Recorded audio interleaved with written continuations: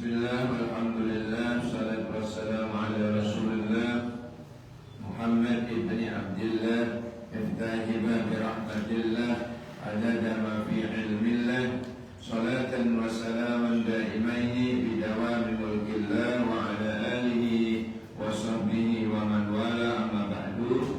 Jamaah sekalian yang insyaallah kita semua akan terangkat derajat kita ke maqam yang terpuji insyaallah. Amin. Pada kesempatan kita kali ini sampailah kita ke taklim lagi, mengkaji dawuh-dawuhnya Allah melalui hadis-hadis pilihan dalam kitab Mukhtarul Ahadits An-Nabawiyah. Sampai hadis 22 ya. Bismillahirrahmanirrahim. Ittaqullaha, taqwa sira kabeh Allah ing Allah. Bertakwalah kalian semua kepada Allah. Caranya lewat apa? Ini yang pertama, wasallu khamsakum. Salatlah kalian 5 waktu kalian. Ya ada apa? Subuh, ada zuhur, ada asar, ada maghrib, ada isya. Itu caranya kita bertakwa kepada Allah lewat apa? Yang pertama, sholat 5 waktu. Sallu wa sallu khamsakum. Wa sallu khamsakum. Sholatlah kalian semua khamsakum, sholat 5 waktu kalian. Orang yang berjalan menuju masjid untuk berjamaah, pahalanya itu ngalah-ngalahi orang berhaji dan berumrah, Pak. Perjalanan orang dari rumahnya ke masjid untuk berjamaah itu pahalanya ngalah-ngalahi haji kalau umrah. Luar biasa pahalanya jamaah.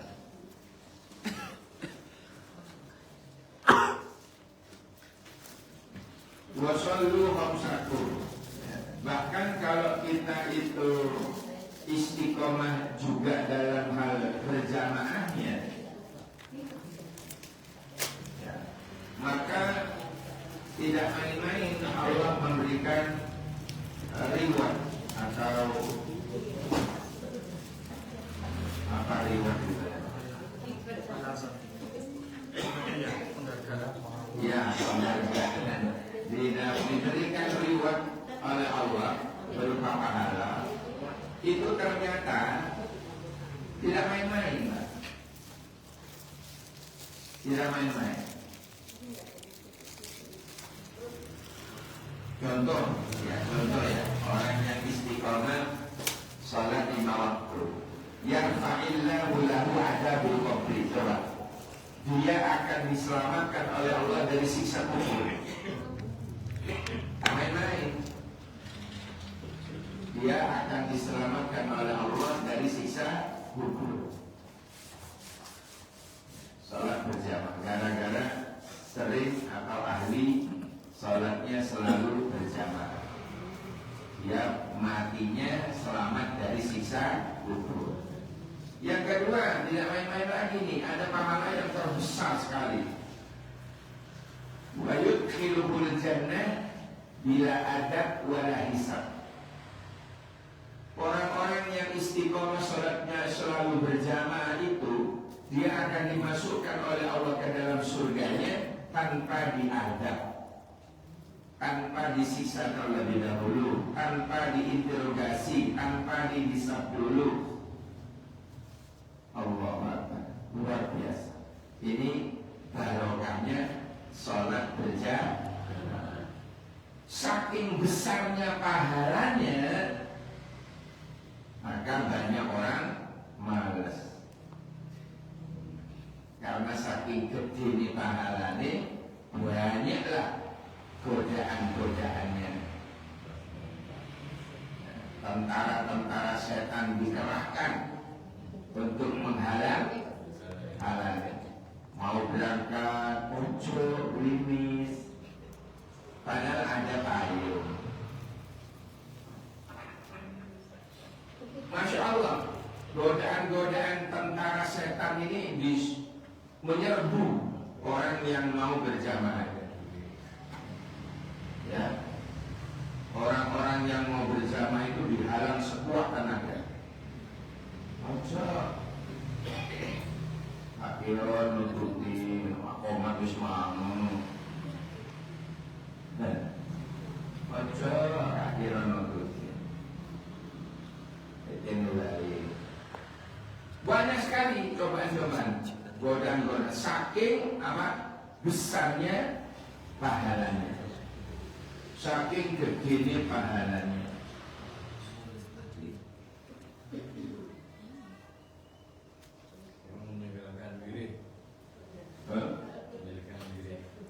Mantaro kal wirid bahwa kal kirid. Ya kita tidak bisa menuduh sembarangan, khawatir beliaunya itu ada sesuatu yang tergesa-gesanya dan beliaunya pikirnya sambil berjalan. Telah ketinggalan bis dan waktu ya begitu itu saja sudah termasuk suudon. Nggak boleh. Jadi selalulah berhusnudzon, selalulah berprasangka yang baik. Sampai ada juga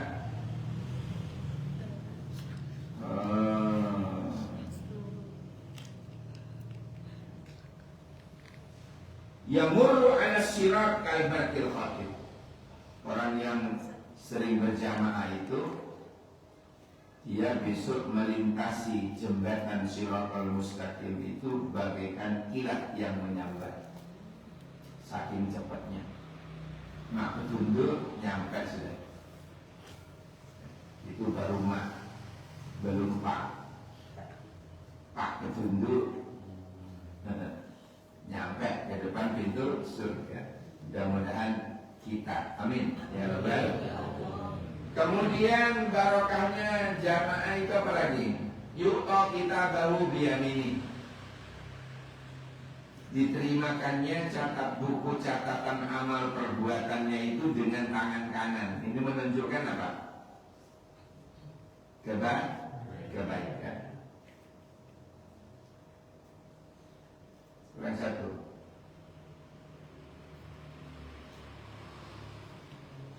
la yusibuhu fakrun fid dunya, dijamin oleh Allah rezekinya dari arah yang tidak disangka-sangka.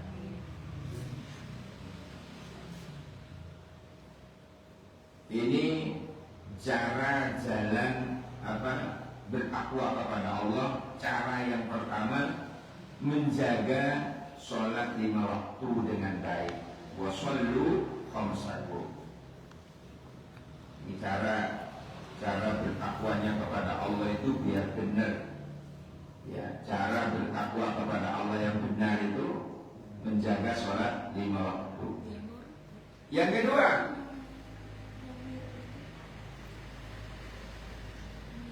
sebelum ke yang kedua, ini baru 5 waktu, belum dihitung ba'diyah qobliyah, belum dihitung sang sholat sunnah, baik di siang hari maupun di malam hari, belum dihitung.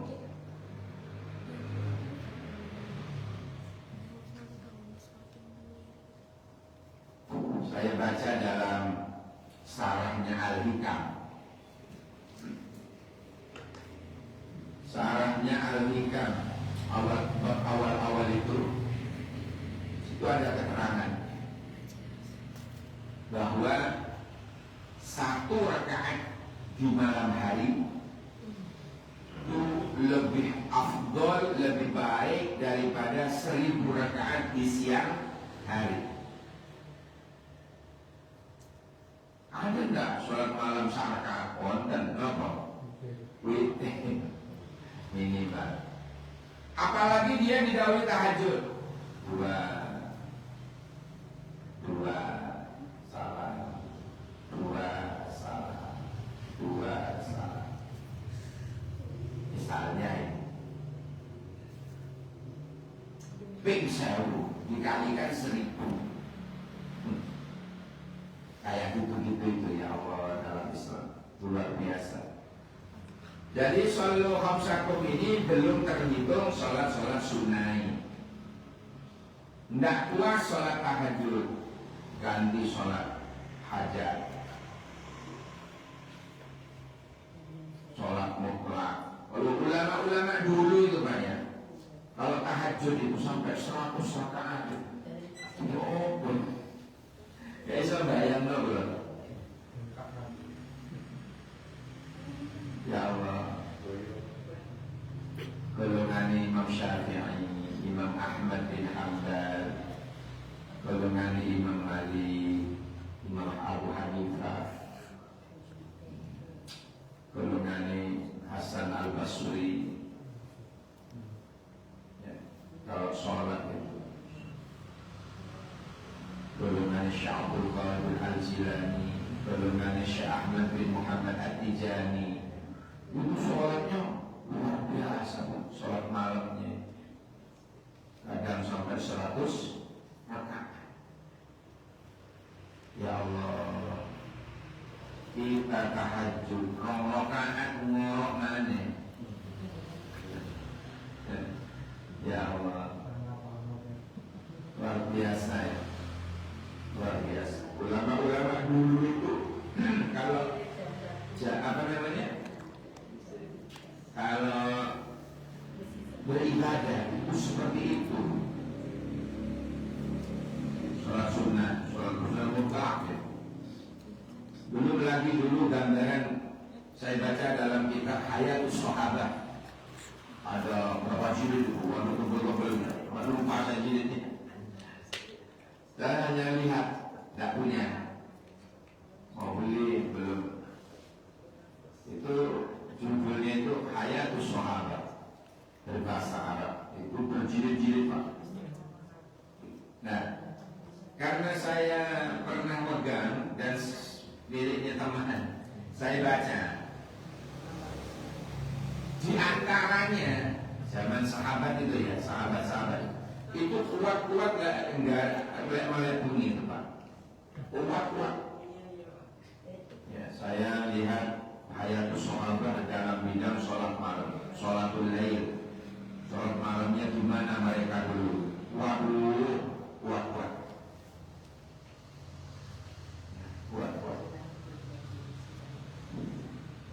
Jadi salah satu di antara keistimewaan ulama salaf dulu, mulai dari sahabat, tabi'in, sampai ulama salafus saleh, sampai ulama sampai sekarang. Ini baru membahas cara bertakwanya lewat sembahyang, lewat sholat. Nah, berikutnya wasumu sahrakum, dengan cara berpuasalah kalian di bulan Ramadan kalian. Sahrakum itu artinya ayat tegese Ramadan. Hah? Ramadan. Jadi tegese kalimat sahrakum ini adalah Ramadan. Ini yang wajib. Belum kita lihat yang sunnah-sunnah. Ya, Senin Kamisnya tanggal 1 sampai 9 Zulhijjah. Kalau kita kuat, kalau tidak kuat ya Senin Kamis saja atau Tarwiyah Arafah. Tapi yang nanti pokoknya bulan Zulhijjah itu jangan sampai ditinggal Pak minimal minimal Arafahnya, minimal jangan ditinggal hari Ahad nanti tanggal 16 Juni ya, panjenengan puasa Arafah. Kenapa? Orang yang sempat berpuasa bulan Zulhijjah, walaupun 1 rakaat yaitu hari Arafah, Allah ampuni dosanya setahun yang lalu, dan Allah ampuni dosanya setahun yang akan datang. Kemudian ada tanya ke saya, oh oleh mono bebas maksiat mau diampuni setahun, nah itu kocok. Tidak seperti itu maksudnya. Apa makna dari kata-kata diampuni 1 tahun yang akan datang? Itu maksudnya adalah orang tersebut ini seolah-olah maksum. Mau berbuat negatif, ada yang ngingetin, ada yang mau maksiat diingetin, sehingga dia tetap berada di jalan yang baik. Paham maksudnya ya? Jadi maksudnya dia akan diampuni oleh Allah setahun yang akan datang. Dia itu terselamatkan dari maksiat, diselamatkan oleh Allah dari maksiat. Itu maksudnya dia diampuni setahun yang akan datang. Emang apa? Oh ya, jadi setahun yang lalu diampuni, setahun yang akan datang terampuni. Eman kalau ditinggal ya. Kalau ditinggal eman.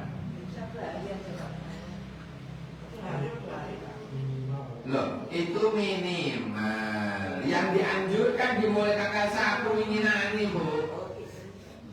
Tanggal 1 Zulhijjah sampai tanggal 9 plus tanggal 10-nya itu jangan makan dulu, jangan minum dulu, kecuali pulang dari masjid. Paham ya? Pulang dari sholat, dengerin khutbah, ya gitu. Jadi bagi yang mampu monggo. Tapi kalau sudah lewat kemarin, ya sudah, tinggal Senin Kamisnya. Kamis pagi sudah. Kemudian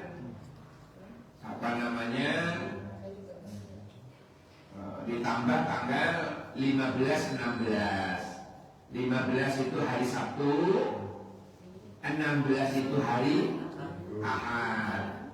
Jangan minggu, Pak. Itu bahasa mereka. Nah, bahasa kita Ahad. Jadi 2 hari itu kalau kita memiliki waktu berpuasa saja. Mengenai tarwiyah, apa istilahnya? Cerita dari tarwiyah itu mimpi pertama Nabi Ibrahim disuruh menyembelih putranya.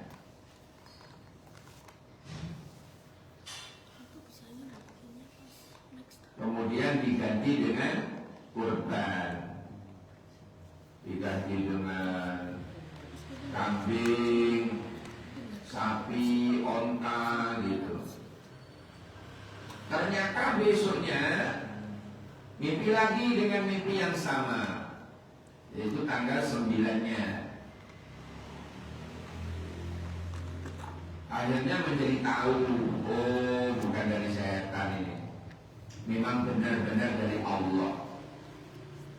Tapi tetap diganti dengan hewan. Tak mungkin Allah menyuruh anaknya. Tapi itu benar-benar mimpi itu dari Allah.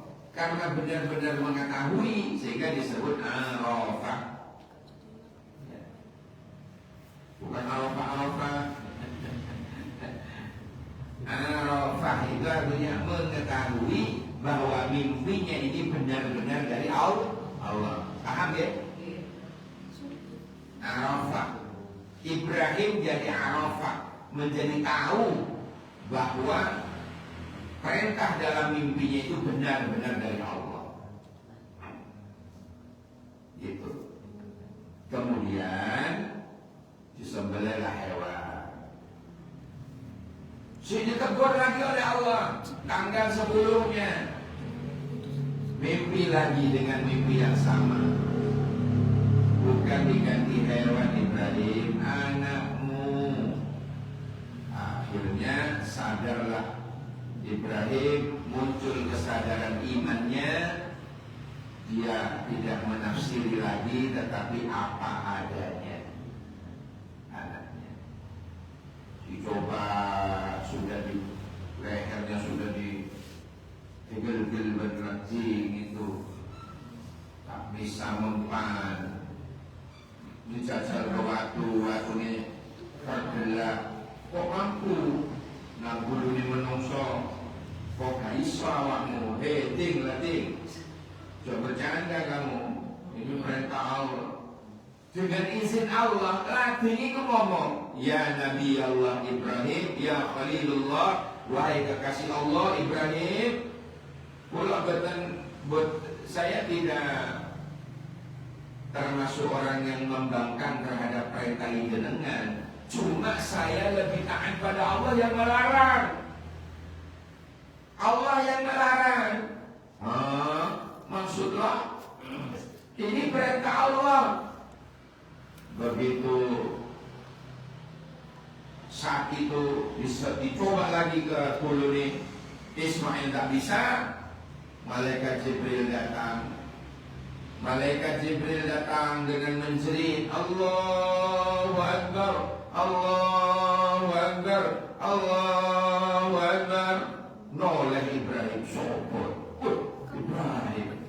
Apa? Jibril. Kemudian mengucaplah Ibrahim, La ilaha illallah wallahu akbar. Katanya Ibrahim. Ismail yang lebih tengkur bangun sampai rame-rame. Ternyata Jibril dan ayahnya Ibrahim melihat Jibril membawa wedhus kibas dari surga.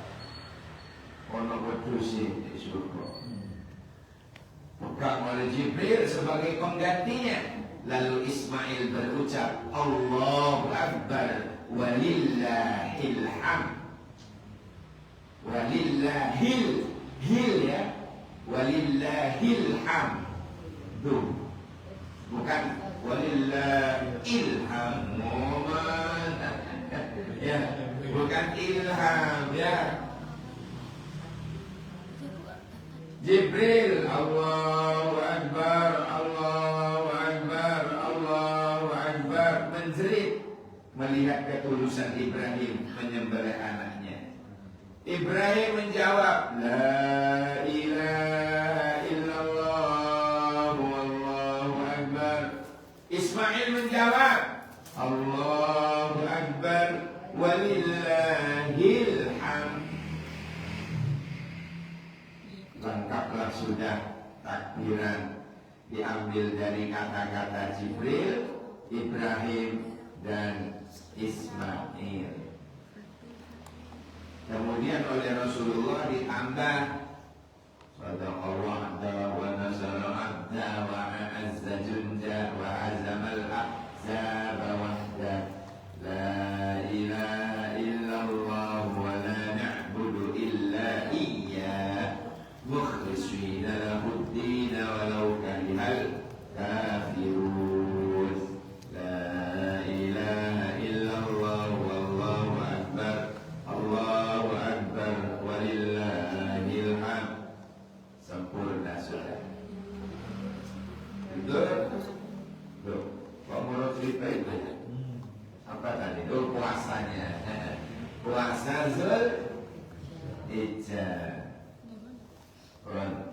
Ditambah lagi yang ketakwaan melalui yang wajib, yaitu bulan Ramadan. Kemudian Bertakwa kepada Allah dengan cara yang ketiga. Apa itu? Wa'addu zakata amwalikum. Ya. Thayyibatan biha anfusukum. Apa itu? Wa'addu zakata amwalikum. Kamu mengeluarkan apa? Zakat daripada harta kalian. Makanya zakat itu ada zakat fitrah, ada zakat mal, ada zakat profesi. Thayyibatan biha anfusukum, yaitu dengan hati yang tulus,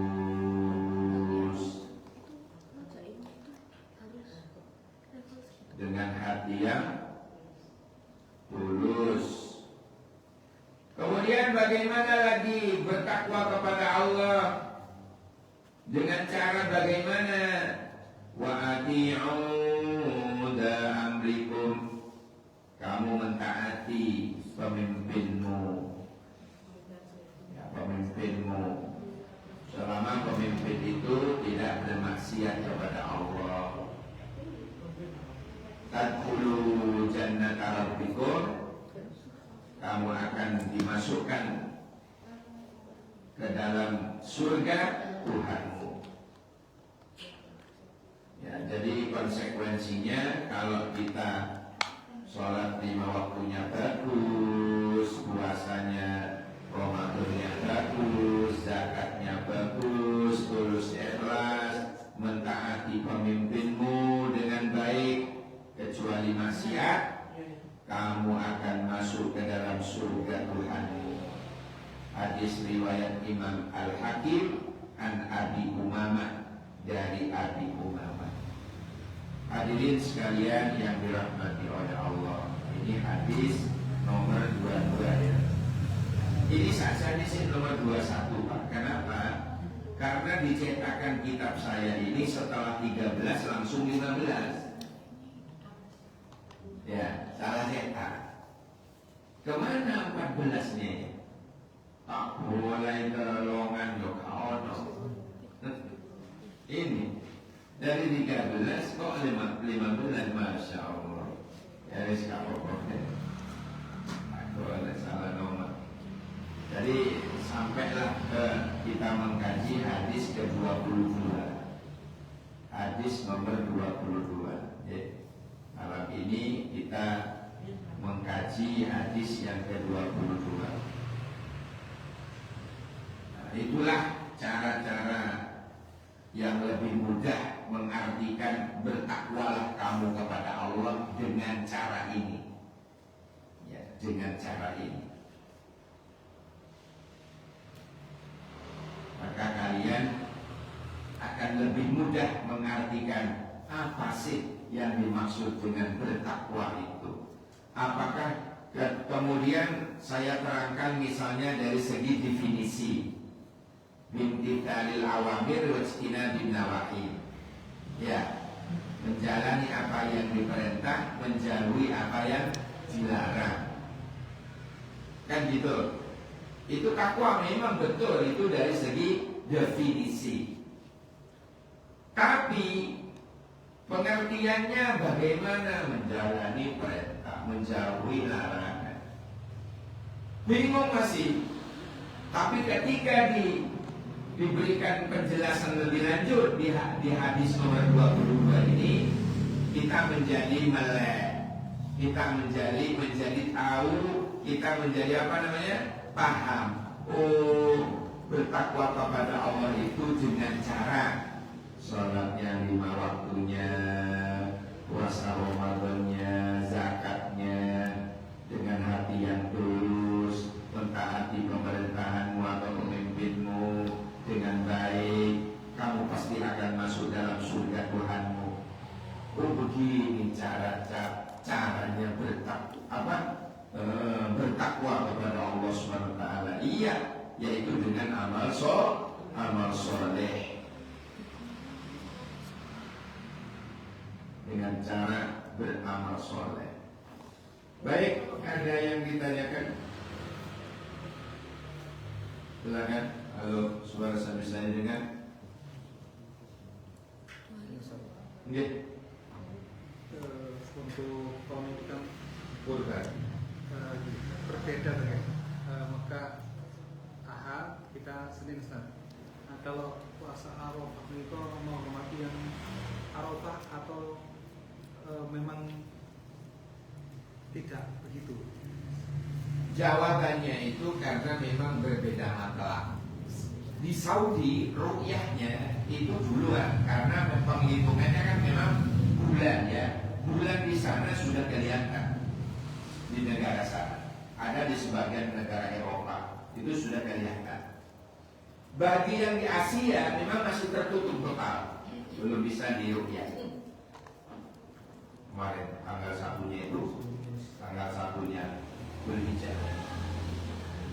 Sama, Muhammadiyahnya juga tidak berhasil di hisabnya, di ru'yahnya, di tim Muhammadiyah juga tidak berhasil melihat.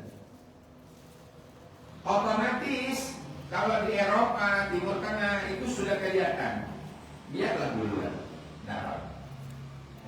Jadi tidak harus Arafah sana kita puasa Arafah. Arafah yang dimaksud itu Ibrahim mengerti. Ibrahim mengetahui. Bahkan kata-kata Arafah sebelum ada Arafah di haji. Sebelum ada Arafah di hajian, Arafah ini sudah dikenal bahwa Ibrahim itu mengetahui bahwa mimpi yang kedua itu benar-benar dari Allah, bukan dari setan. Katanya. Jadi kita mengikuti maka negara kita. Ada lagi kurban misalnya? Halo. Itu bagi yang mau berkorban. Nggih, misalnya Mak Wito, Bu Haji, jenengan niat berkorban tahun ini. Jenengan tidak boleh cukur rambut, tidak boleh ketok kuku. Paham ya? Begitu nanti habis sembayangan, ya sembelian, jenengan baru boleh cukur, boleh potong kuku. Bagi yang mau berkorban tahun ini. Kata dia, ada lagi? Korban itu boleh 3 hari ya? Senin, Selasa, Rabu. Pokoknya masih ada hari-hari tasrik. Kapan terakhir menyembelih hewan kurban? Tasrik terakhir asar. Sebelum maghrib. Rabu. Misalnya Senin kita beridul adha, tanggal 10. Selasa kan tanggal 11. Rabu 12. Ya. 13. Kamis asar. Nggih, asar itu pokoknya lebih berhati-hati dengan paginya udah. Tapi kalau Idul Adha itu ada tasrik. Nggih, sampai Kamis. Asar. Maghrib pun bukan asar. Takbiranan. Maghrib di takbiran.